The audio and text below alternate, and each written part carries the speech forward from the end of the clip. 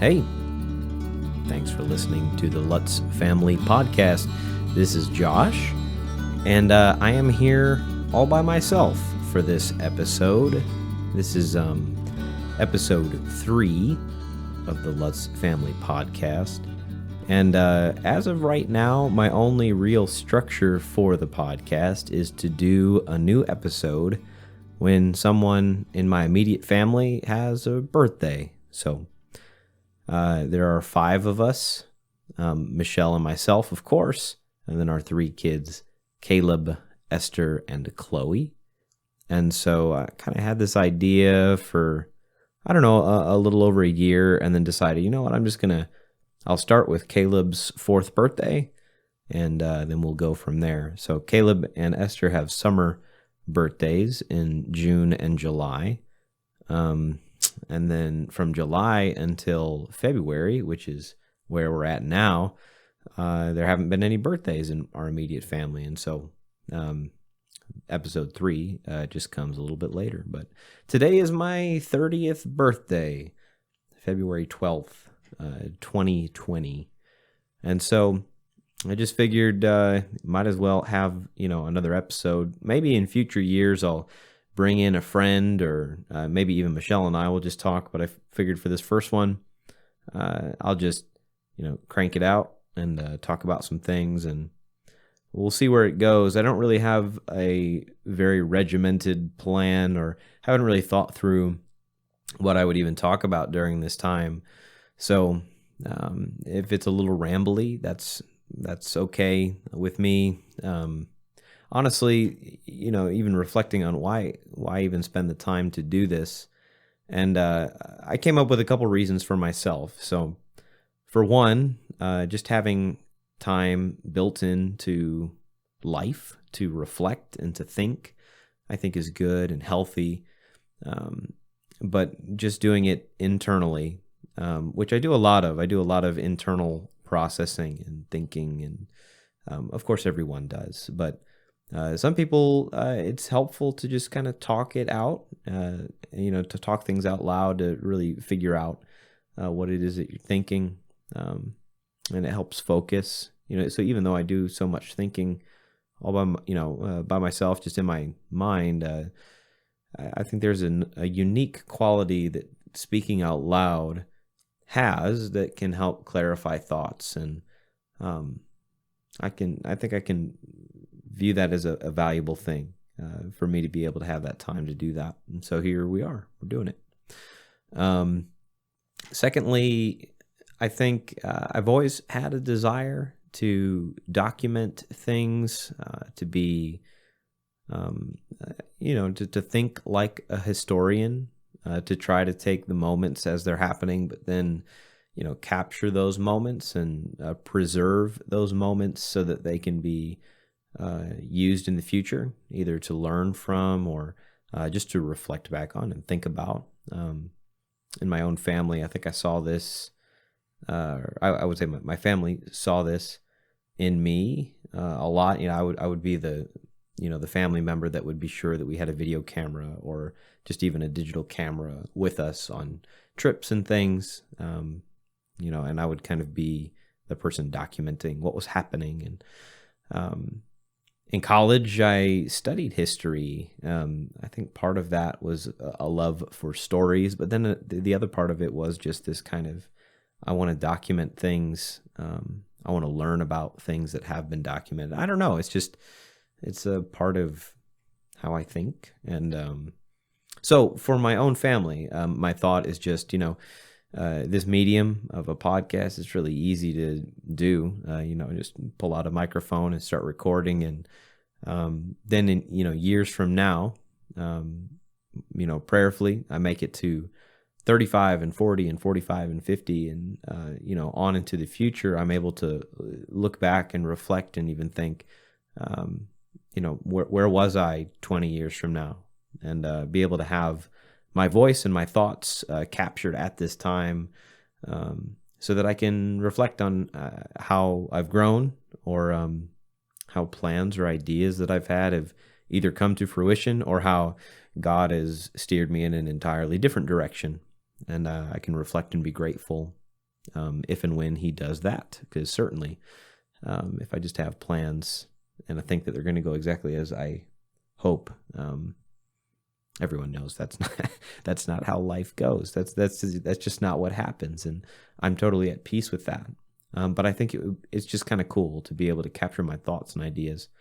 But more so than that, I'm looking forward to my kids being able to look back and have the voice of Dad interviewing them on their special days, on their birthdays, and for them just to be able to hear their little 2 and 3 and 4-year-old voices and what they were thinking and feeling and what their favorite things were at that time of life. I'm looking forward to being able to have that.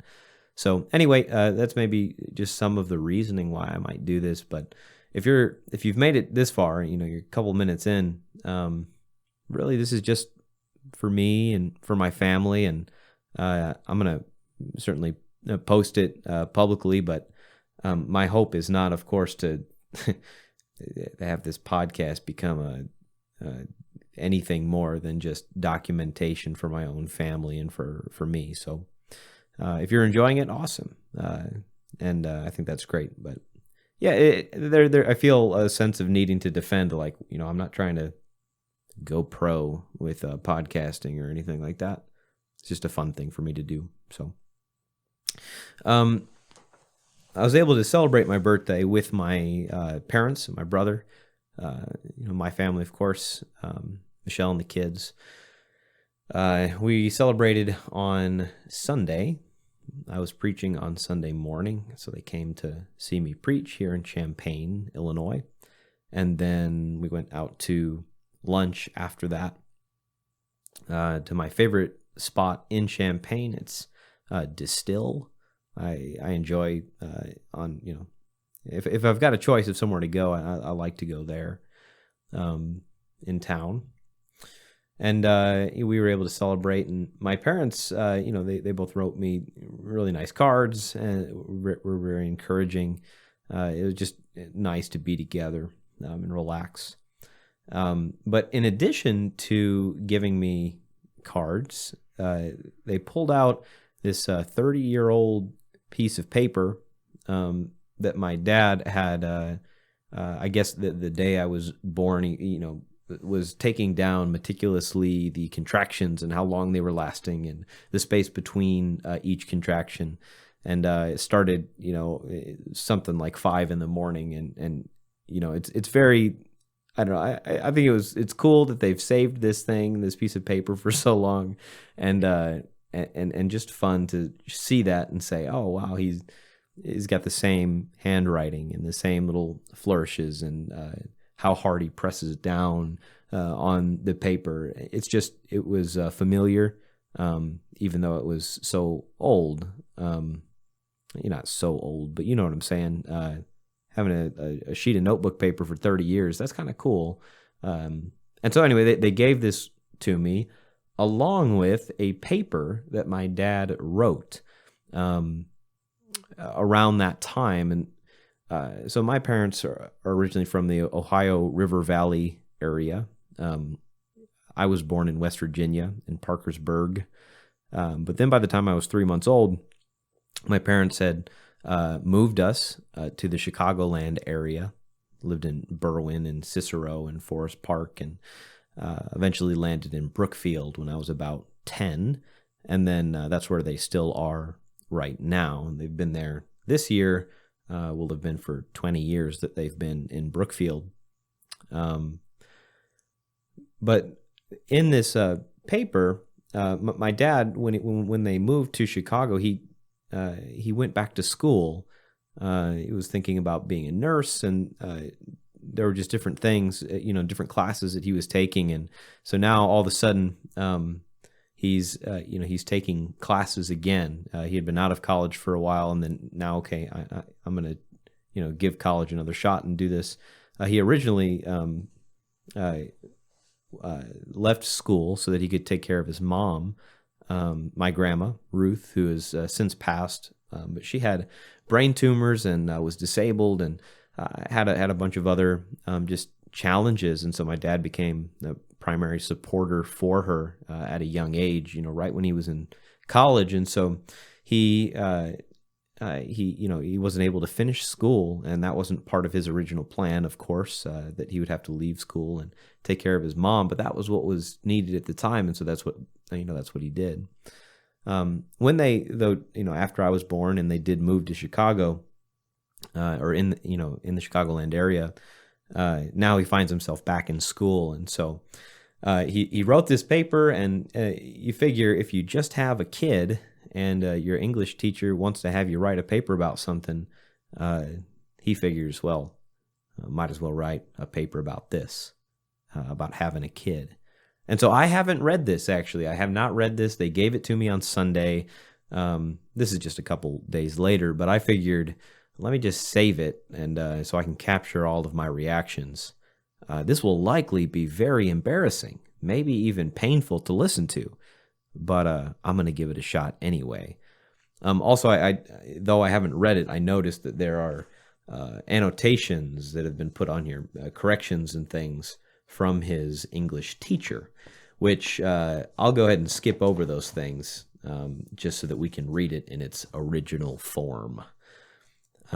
Okay, so this is Shannon. That's the title there on the front page. Dale Lutz, English 102. And then you've got the professor's name there too.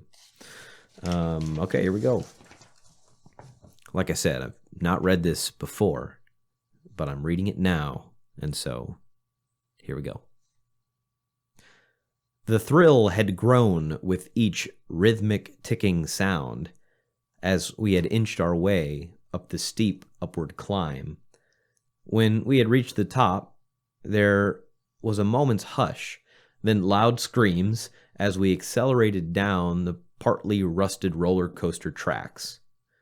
My wife Shannon and I had just been married 2 months, and we were enjoying ourselves.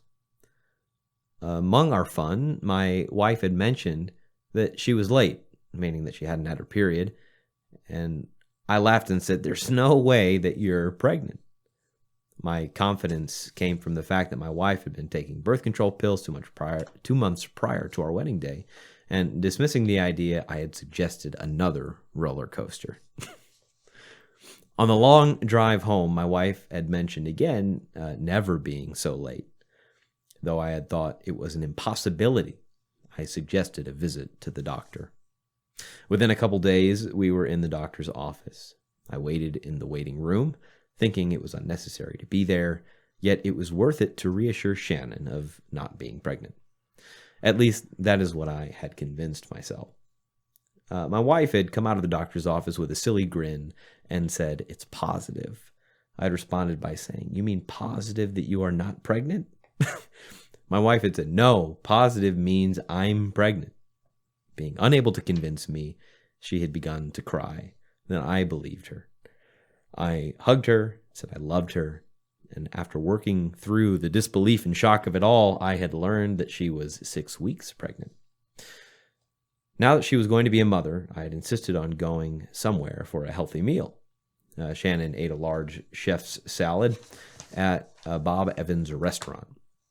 While talking at lunch, Shannon had been recalling the weeks prior to the knowledge of the pregnancy and wondered if she had done anything to jeopardize the baby's health. She had recalled the following: roller coaster rides, water slides, high dive jumping, horseback riding, and bad eating habits. We had discovered later that it had been too early in the pregnancy for any of these things to have hurt the baby. Well, I don't know about that. I mean, okay, so now I've got to react. I can't just wait this. Oh, man. This is great. This is invaluable. I mean, goodness gracious. Okay. Here we go. The discussion had prompted us both to feel a new sense of tremendous responsibility. The responsibility factor had come alive as we considered things that we normally would not have been concerned about. We had begun to realize that our actions affect another human life, not only during the stages of pregnancy, but also in raising the child. We had not even been given the task of giving a name to the new life. After our discussion at the restaurant, Shannon had become more conscientious in her food choices and regularity. Diet Coke and bagels with cream cheese for breakfast could no longer suffice. Early in the pregnancy, Shannon had been sick for a couple of weeks, throwing up at work and eating a lot of crackers. When this had subsided, she had begun to eat regular, healthy meals and snacks. Shannon ate about a pound or more of carrots a day, which she had carried around in a Tupperware container.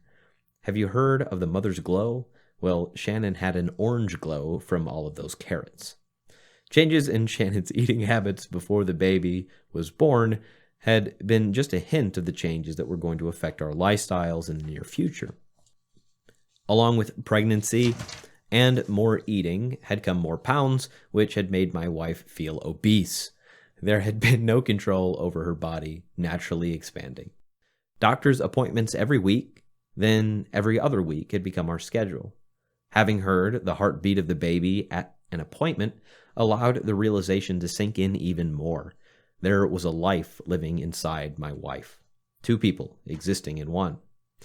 As the pregnancy had progressed into the 8th week, an ultrasound had been suggested by the doctor. An ultrasound predicted the baby's due date, the size of the baby, the sex, and if there were any difficulties. Gel was rubbed over my wife's expanding mound, and a device was rubbed across her stomach that had produced sound waves that were reflected as they traveled in the tissue to produce a picture. The doctor had told us to bring a videotape to have the baby and his motion recorded. Shannon and I had both agreed to resist the knowledge of knowing the sex. We had wanted it to be a surprise. Anyone who had visited our home got to watch the video whether they wanted to or not. My wife had become an expert at pointing out all the specific details of the baby. I had hardly been able to identify there was a baby on the screen. The realization that a baby had been growing in Shannon was incredible. The baby was a separate person, yet a part of both of us. We had begun wondering what the baby looked like. We had talked to the baby, prayed for the baby, and had discussed his or her week-to-week development from a book that we had. We had felt we knew the baby even though we had not seen him or given him or her a name. We had decided immediately on a boy's name, but it took some time to decide on a girl's name. If it was a boy, we had decided to name him Joshua, and Hannah if a girl. We had had some fear of something going wrong with the baby, but decided to love the baby no matter what, and we had prayed for the baby's health. As we counted the weeks, we had become more anxious. I don't know if I could do this. There are some noises that my dad types out here. He, we had been the sounds heard in a Lamaze class to practice breathing techniques. I'm sure he knows exactly what he wants those to sound like, so I might defer to him to have him make those sounds for me. Okay. This class had taught us all about childbirth and its stages of development and some effects on the parents. Shannon had become appreciative of these classes because they helped me become more informed of what a woman goes through. Diagrams in the class had shown how the organs of a woman were jangled and jammed against each other. Although it was impossible for a man to understand, at least I had become a little more informed. I had become even more thankful for being male. Besides constant physical uncomfortableness, there was a wide range of feelings that not only Shannon felt, but that we had shared. There had been a wide range of feelings during the pregnancy: joy, fear, insecurity, anticipation, and excitement, to name a few. It had been early in the morning, 5 o'clock to be exact. The day had finally arrived. I had received a phone call from my wife at work saying that she was experiencing contractions. My boss had let me leave as soon as I explained. There was no speed limit, at least according to my rules, as I had raced home. When I had arrived, my wife's contractions had been very slight. As a teenager, I had been under the assumption that labor was just when the mother delivered the baby. I had not realized how long of a process it could be. Though educated by Lamaze classes, we were unsure when to go to the hospital since it could be such a long process. We had called the hospital for advice. They had instructed us to come to the hospital when the contractions had been 3 to 5 minutes apart, with each one lasting 30 seconds. I had charted the contractions on a graph, which my wife thought was hilarious, but have saved to this day. This day being whenever he wrote this paper, but this day is still this day. They still had it. It says, while we had waited at home for the desired frequency of contractions, we walked and walked and walked. We had heard that this could possibly speed the process. Finally, the time had come to go to the hospital. On the way there, my wife had expressed her excitement, but also her fear of delivering a baby. After we had been checked in at the hospital, my wife was assigned to a room where they hooked up a fetal monitor, which kept tabs on the contractions. According to the nurses, Shannon's contractions had barely begun in severity. Shannon had continued to tell me that if they got any worse, she would die. Shannon had insisted to the nurses that she was ready.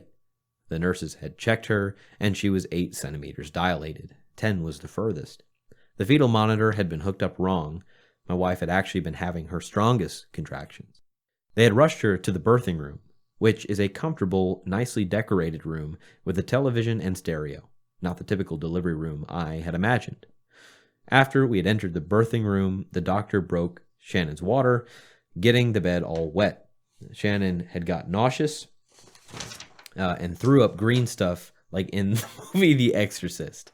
Oh my goodness. She had gripped the metal sides of the bed so hard that I thought she would pull them off. Shannon had pushed for about half an hour with everything she had.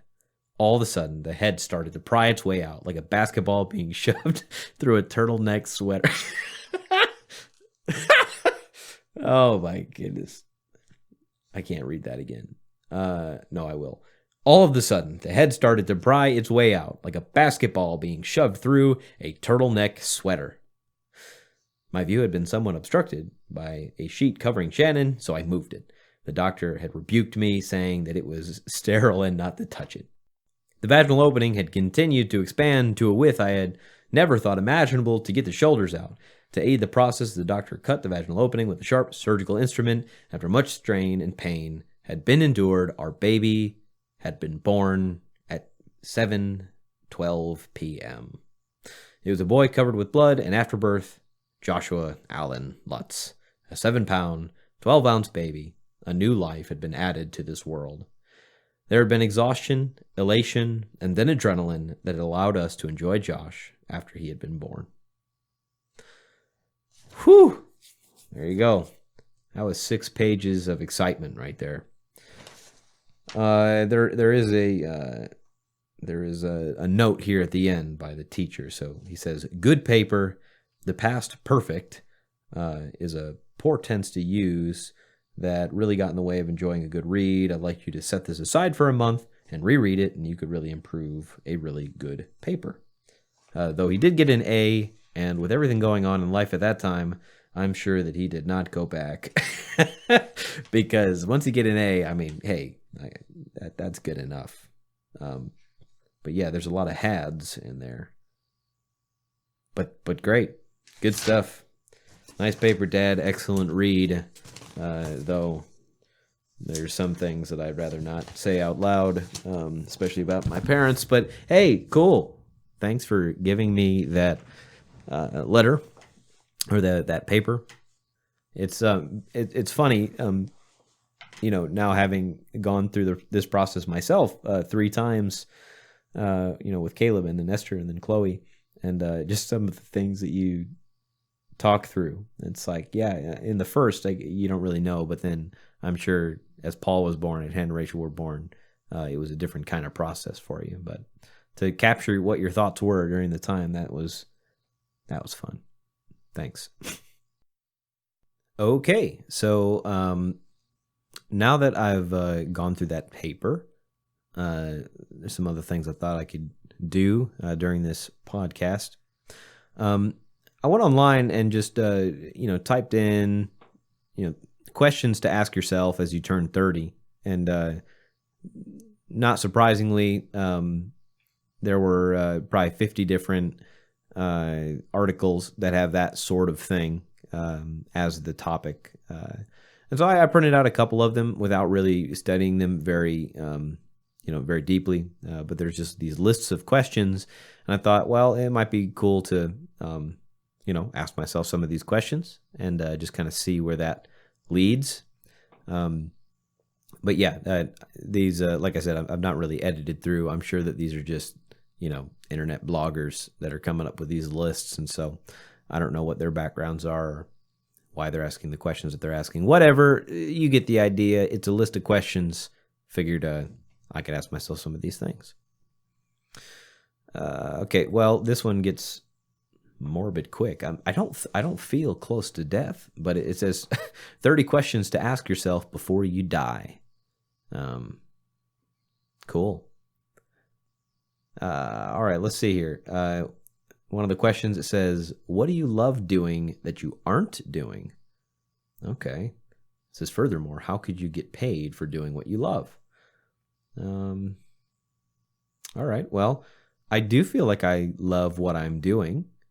I'm a campus minister, and I'm able to work with Michelle. We work at a great church, the Champaign Church of Christ. I'm very content here. We're in our 5th school year as campus ministers. It's February, so we've just, begun the spring semester. So I guess this is like our 10th school semester, and that's kind of how campus ministry works. It's, in a lot of ways structured by semester, but we love it. I like the idea of continuing in ministry.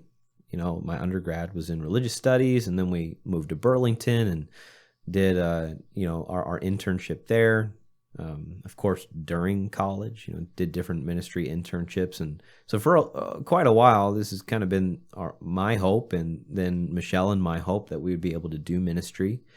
And it's just been a huge blessing being in Champaign for these last 5 years and being able to be campus ministers. We really do feel lucky to be here. So I love that I'm doing ministry. I feel like I'm doing the most important thing that I could be doing. But I guess the question is saying, what do you love doing that you aren't doing? I love playing softball, and I am doing that. That's a cool thing. I'm able to it's kind of like a hybrid of the things that I love, because it's the church's softball team, and so it's a bunch of people from church, and then I'm playing softball with them, so it's kind of a double whammy. I guess and this might be a misconception that people have about me, so I could clear it up right here. I have done a lot of theater, done a lot of performing in high school, in college. That's how Michelle and I met. We were in a play in college. But I wouldn't say that I necessarily love it. I think that I have been exposed to a lot of opportunities to do it. And because I find myself, I don't know, for lack of I feel like I can do it. And I'm at least average, at figuring out how to use that skill of performing. But really, I guess I do it because it pushes me out of my comfort zone. It forces me to memorize, stretch my brain in that way, which is not actually super easy for me, but it's a challenge. And I guess I like the creative element of it. I like the writing of the script and the thinking of, the character, and it's a challenge. And I think that that's why I do it. Not necessarily that I love it. Some people might listen to that and say, well, yeah, I don't believe you. I don't think that that's true. Well, at least that's how I view it, or at least how I've processed it right now. But I'm not doing any theater really right now. But, I'm working on my skills as a orator, as a preacher, getting up in front of people and talking and giving I've got to do that stuff like all the time. So I guess I do like speaking. I don't get nervous at all with that. I don't know. I'm kind of rambling. That's what this question, I guess that's what these questions are for, is to just make me think about what I think. I love building things, and I feel like I've been able to get into a pretty good groove of building things. So our house it's a bi-level, and when you go into the basement, there's a large, basically two large rooms that make up the whole the whole basement, and one side is the playroom, and the other side is kind of like a family room with a fireplace. And underneath the stairs, though, there's a closet that connects the two sides of the basement. And my thought was, well, if I cut a hole in the wall on the side of the playroom, that could lead to a closet on the other side of the basement and create this under the stairs kind of clubhouse for the kids. And so we've done that. And now Caleb and we spend time together. We're building the clubhouse. And so we've put in hardwood floors and sectioned out a little wall. And it's just putting up trim and just basically it's kind of like a hobbit hole under the stairs, or maybe a hybrid between like Harry Potter's, under the stairs bedroom that he was forced to live in by the Dursleys, and and then but designed nicely like a hobbit hole, very comfortable. It's not a damp hole like you might imagine. So I've been doing that on Mondays. If I've got the day off on a Monday, or maybe a Saturday, rarely. Even this winter, we've been able to spend some time doing that. If it's over 40 degrees outside and I have free time, there's nothing like really pressing in terms of our responsibilities ministry-wise. I like building things, and so I'd like to do even more of that. And making money off it would be cool, but I'm content with all of that. So let's look at another question. I spent a lot of time on one question. One of these questions says, what do you want to accomplish? And that's a good question. So I'm 30 years old right now. I like the idea of being debt-free. That's something I want to accomplish. And I haven't really begun to think about what will I do with, if you're debt-free, then it's as if you're giving yourself a raise. So I haven't really thought about what I would want to do with money after being debt-free. But I view that as a big goal, and I think Michelle and I are unified on that, being debt-free. We don't have any student loans. We've attacked those, and those are gone. Credit card debt and things like that. That's not really. We don't have any of that either, or at least there's a little bit, but it'll be gone once our tax return hits, and we just pay those things all off at once, and then the mortgage is left. And so I'd love to, attack our mortgage and be able to live debt free. That's something I want to accomplish.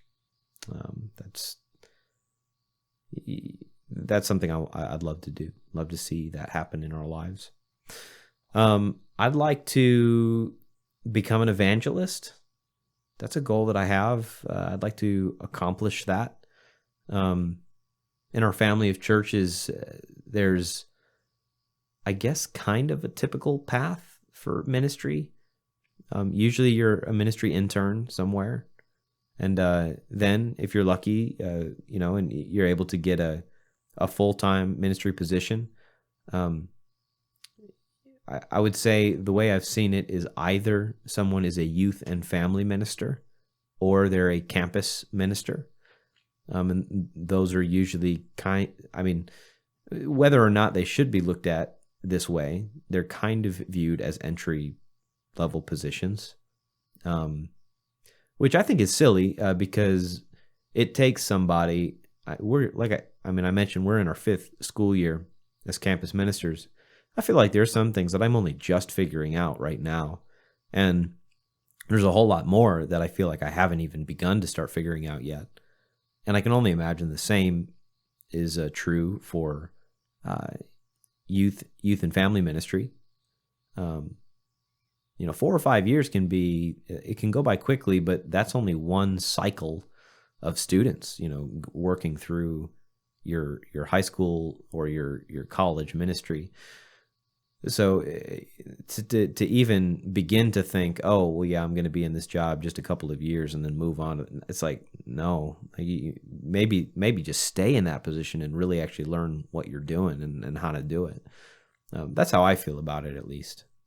So I would be very content to continue being a campus minister. But, I think it would be cool to, to move forward and be an evangelist, lead a church. Maybe that would be something that would be something that, hey, if God has that in my plan, or His plan for me rather, then man, I'm all for that.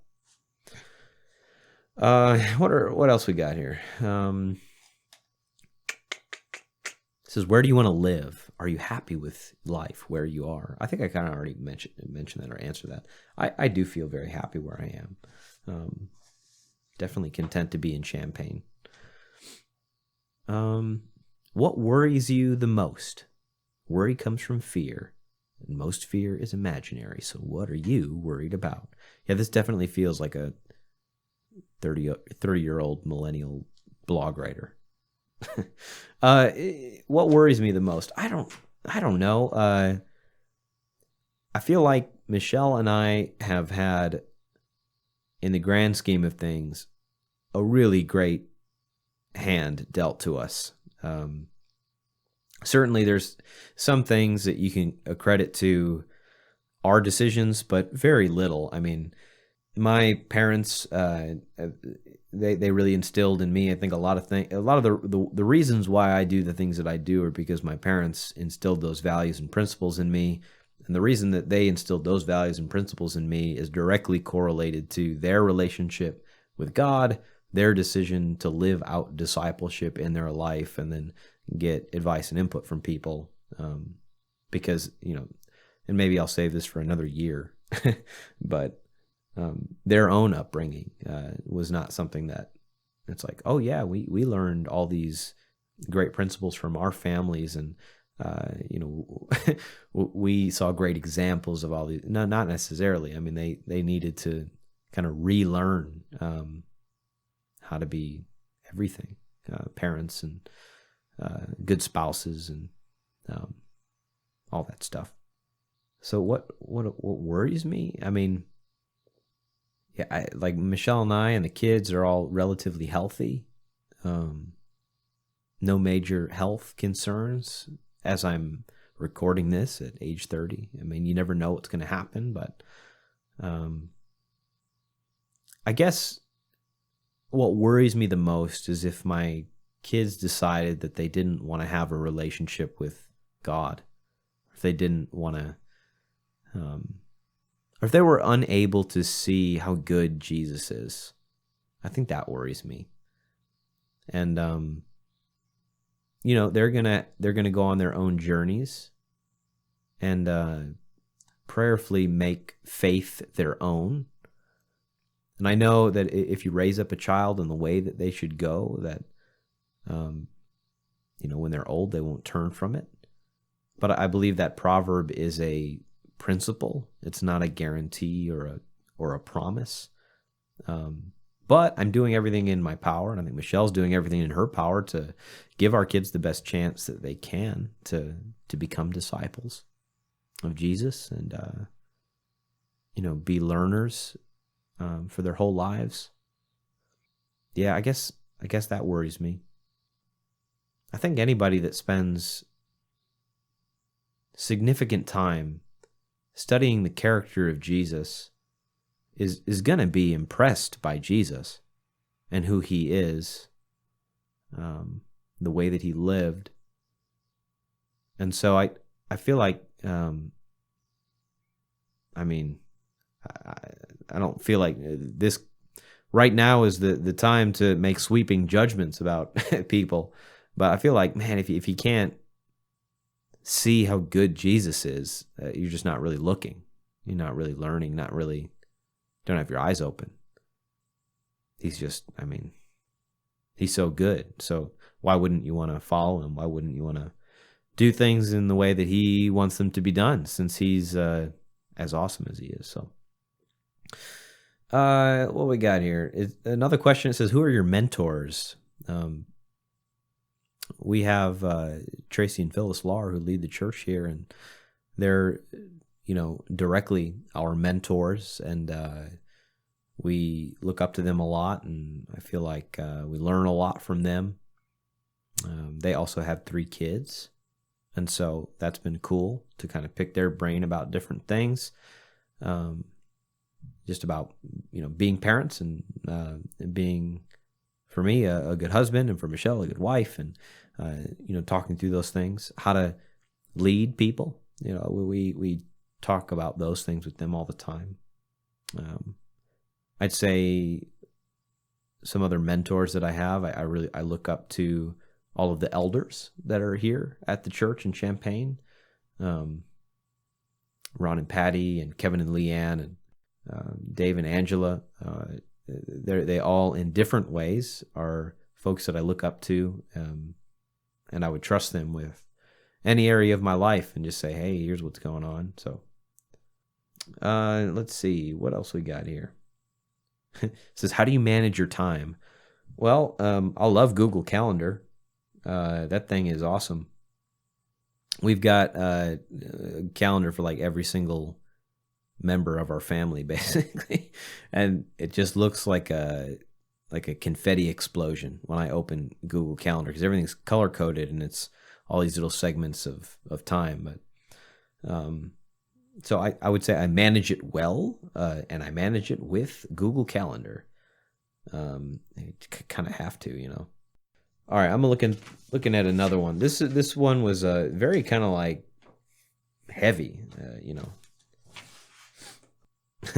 Okay, yeah, I'm gonna just go ahead and skip over this one. It has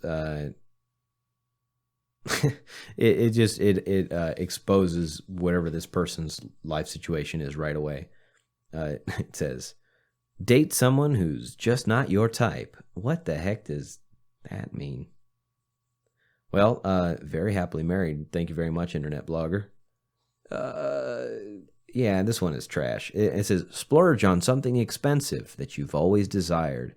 You're about to end your 20s, and you have a decent job fetching you a stable income, so don't you think you deserved it? Okay, no. I'm a little bit bugged by that part of our culture, the you deserve it culture. I'm a little bit bugged by that. Because, no, you don't, really. I mean, but I guess that's that's discipleship showing, self-sacrifice and putting others above yourself. That's the model. And I just feel like the you deserve it culture is very, like, counter to that. Not to say, like, you punish yourself, but the reason for having something is not because you deserve it, it's because you've been favored by God. Yeah, I'm moving on. This one says, binge watch all your favorite shows and then get inked. So yeah, I think we're done with this list. Nothing against tattoos. I think go for it, but like the top 30 things for your life, probably not. Okay, this one is it's just it's a quicker one. It just has a bunch of blanks and you're just supposed to fill it in. And so 30 different things. I don't know if it's 30. It's just a list. Drink of choice. I like beer if I have an option. IPAs are my favorite. Signature meal to make. I like making breakfast sandwiches. That's my favorite thing to make. Maybe with a side of home-style potatoes, something like that. I feel like I make that better than anything that I make. And it's simple, but it's also something I could eat every single week and be happy with. My coffee order, I'll usually order the dark roast and put some cream in it, but I switch back and forth. I'll order it black as well, and I'm totally happy with that. My ideal Saturday, that probably would include like working out with the family, maybe going to the YMCA, getting lunch with the family. That's enjoyable. I love working outside. If I can work outside, organize the shed, organize the garage, do a project in one of those areas, yard work, gardening, that sort of thing. I'd love to. I mean, this is an ideal Saturday, so I can do whatever I want, right? Maybe playing softball, something like that. That would be enjoyable. Currently reading. I'm listening to The Adventures of Robin Hood. I guess The Merry Adventures of Robin Hood by Howard Pyle. And it's very heavy Old English-y, but it's enjoyable to listen to. So I'm doing that. I guess I'm also reading, there's a book about the Cubs being cursed. So I'm reading, I think it's just called Cursed. And it's a story of the Chicago Cubs, and so I'm reading that before I go to bed. Earlier in the year, I was reading The Three Musketeers. So when I'm done with one of these other two books, I'll probably pick that one back up. My current workout. Okay. Whenever I go to the gym, I'll do like a 5K, and that's about as much as I can handle. I mean, I guess I could run longer at a slower pace, but I feel like I can keep a pretty quick pace. For me, that's like 8.5 or 9 minutes for the whole thing. And that for me, that's a good pace. And it's a half hour of working out, sometimes a little less, and then I'm done cardiovascularly. I do like, doing weights as well. I'll switch back and forth between my upper body and lower body, and that's basically it. 3 or 4 muscle groups in each of those, and then I'm done.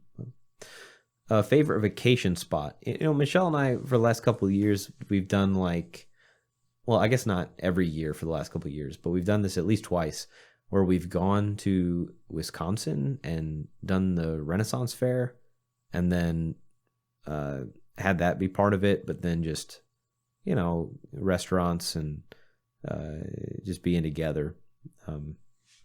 Pretty simple, but it's like close and different, but not exotic.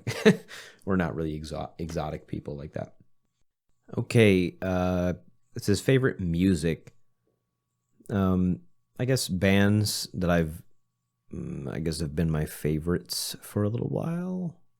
I would say Blind Pilot is still my favorite. It's probably been so since college. They're not really cranking out a bunch of new music, but I don't know. I like things like Bon Iver and Andrew Bird, kind of that vibe.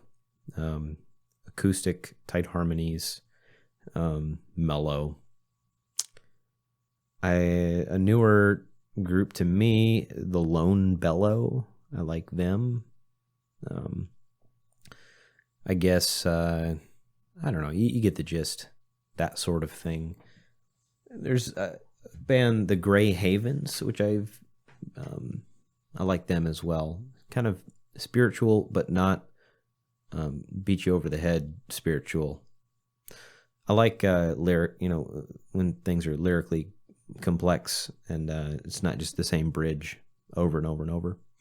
I do listen to a lot of contemporary Christian, though. I feel like that's part of my, not job description, but play guitar on the worship band. I kind of got to know what's going on in that area. And so I do listen to a lot of that. And it's, it is what it is. And I like to sing some of that stuff too. So favorite piece of clothing that I own. When we were in Vermont, I was introduced to the Vermont Flannel Company. And I love flannels. And I'd say now any one of the Vermont flannel shirts that I have is probably those are my favorite pieces of clothing. They're all kind of the same, but, just different patterns. Favorite colors? I like earth colors, like earthy tones. Dark forest green, brown, tan, dark blues, those sorts of things. Favorite scent? Interesting. I've got a beard oil that smells like sandalwood. I've been enjoying that. My mom got me in my Christmas stocking. I think this started out as a joke, but then there was so much positive like social media feedback that they actually went ahead and manufactured this. But Wrigley Field has scents, so they have like ivy and dirt and leather, and so I have a couple of those, and one of them definitely just smells like bug spray, but the leather one was pretty good, so I actually use it from time to time. Let's see, it says my biggest weakness. Well, sure, there's a lot, right? Can be critical of a lot of things. I know for sure that even when I maybe shouldn't feel this way, I can feel like I didn't do something as good as it should have been done. So I've got high standards and a little bit of a perfectionist, and so I want to have things be excellent. But yeah, I don't have a great ability to just say, you know what, that was good, and that was good, and then to take feedback well. I don't take feedback super well. I try to, and I think I'm getting better at it. But feedback, I can be quick to explain what my motives were and why my motives were right, or, well, this is why I did this, or this is why I didn't do that, or this is why I guess I'm trying to let people know, or I guess I'm trying to communicate, hey, it's not that I didn't think about this and that's why it went wrong. So yeah, I don't know what that is. I'm digging into it. I'm aware of it. I'm trying to, let that go more and more, and just say, yeah, you're right. This could have been better. I want to have it be better, and I'll take your feedback and do that next time. I that's my desire, and I feel like I'm getting better at that. But I'd say right now, yeah, that's certainly a weakness. Let's see. The last time I cried a little bit on Sunday morning, actually, just a little bit. But I had written a card to somebody, and they came up to me with tears in their eyes, and they said, "Thank you for it." And it immediately caused me to feel emotional with them, because the letter was about something sad. So, biggest stress. Yikes. I don't know. I guess currently, right now, it's when people leave the faith. That to me is a stress, because it's hard for me, and I know it's usually not the case, and it's typically, this person's on their own journey, making their own decisions in light of factors that I usually don't even know about. But if somebody leaves the faith and says, no, I don't want to do this anymore, I don't want to be a disciple of Jesus, I don't want to pursue a relationship with God right now, I do take that. It's just, I see it as very serious. If this is the most important thing about life, and then the decision is, I don't want to do that most important thing about life anymore, then it feels heavy. It's a potential cause for stress, especially if I'm their minister. Try to hand those things over to God, but yeah, that can be very challenging. The thing that I'm looking forward to the most about in my 30s, I think I'm looking forward to watching my kids grow up this next 10 years from 30 to 40. My kids will, they'll still be kids, but they'll definitely grow up and show so much personality, and they're going to start having their own likes and dislikes, and certainly they have them now, but even more so, and their personalities are just going to develop. And I'm looking forward to being here, being part of that, seeing them grow and becoming just, I don't know, getting to know them as they grow, and being with Michelle as all those things are happening. That's the end of that list, and I skipped around. Some of the questions didn't strike me as very interesting, but I think that's fun. That's cool. Yeah, okay, well, I think that's about it. Certainly I could continue talking to myself, but that's what these podcasts will be for. At least on a yearly schedule, I can have an hour where I just talk to myself out loud, and we'll see what comes out. I'm really grateful to Michelle, who spent some time organizing this behind the scenes and surprising me with this. She made a video with great help from one of my go-to guys, Derek Schneider, and had him edit it together for her. But she just collected video clips of my friends and family, some of them at least, being able to just share about me, and that was very encouraging to me. And I figure, why don't we just close with that? I'm going to play this thing, and it can just be the ending part of this video. And so if you made it this far and you're still interested, then this is really for me, just so that I have it all captured, because I saw it today and reacted today. And when I look back at this in the future, it'll encourage me again as I reflect on my 30th birthday. But Michelle, thank you for doing that. It was really super thoughtful, and fills up my love tank. The words of affirmation, that's one of my favorites, and I appreciate you just taking the time to pull those things together for me, and for Derek just editing it. Thanks, dude. You're the man. So I'll go ahead and play this now, and thank you for listening to the Lutz Family Podcast.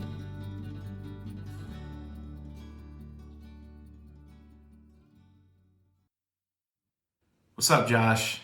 I know I told you you were getting a montage for your birthday, but I bet you weren't expecting this montage.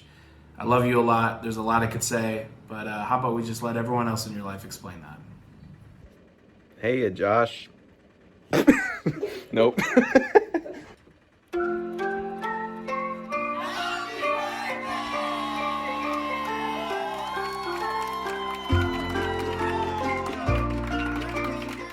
Happy birthday, Josh. Happy birthday, Josh. Happy birthday! I hope it's a good one. Happy birthday, Josh. Happy birthday, Josh.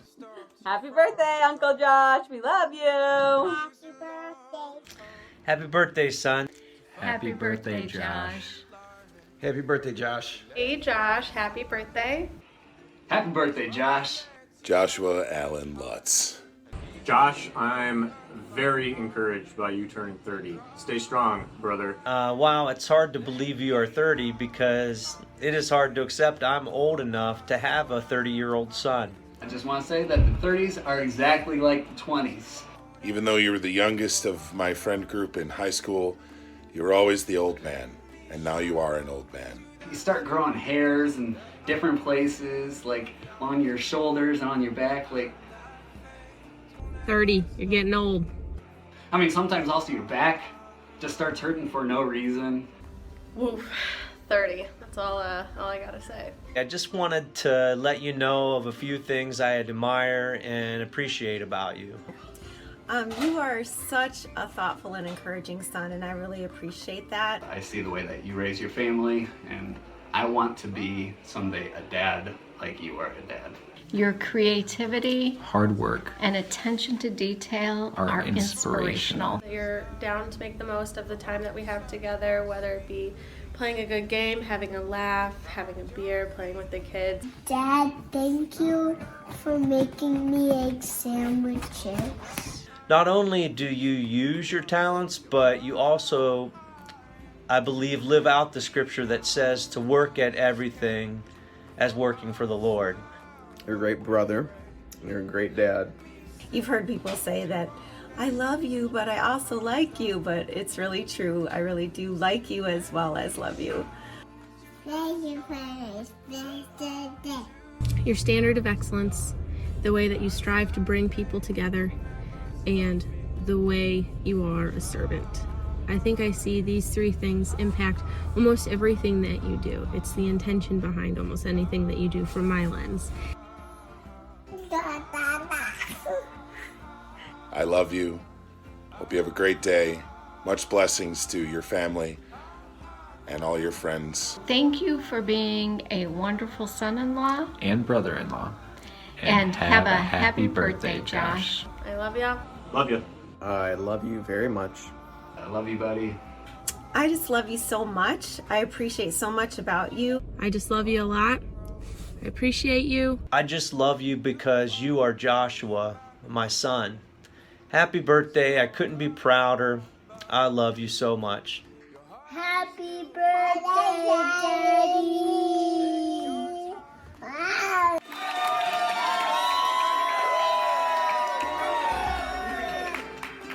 I love you, Josh. Happy birthday, babe. I love you so much. You're an amazing husband. You're an amazing dad. I'm so lucky to have you, and Caleb, Esther, and Chloe are so lucky to have you as their dad. Thank you for all the ways that you help our family, serve our family. You're a great servant leader. I love you so much, and welcome to 30.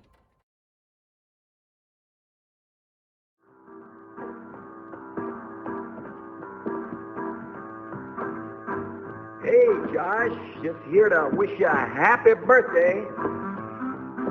Hope you're having a boogie-woogie birthday.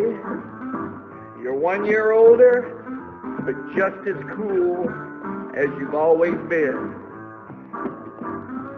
Happy birthday, Josh. Woo!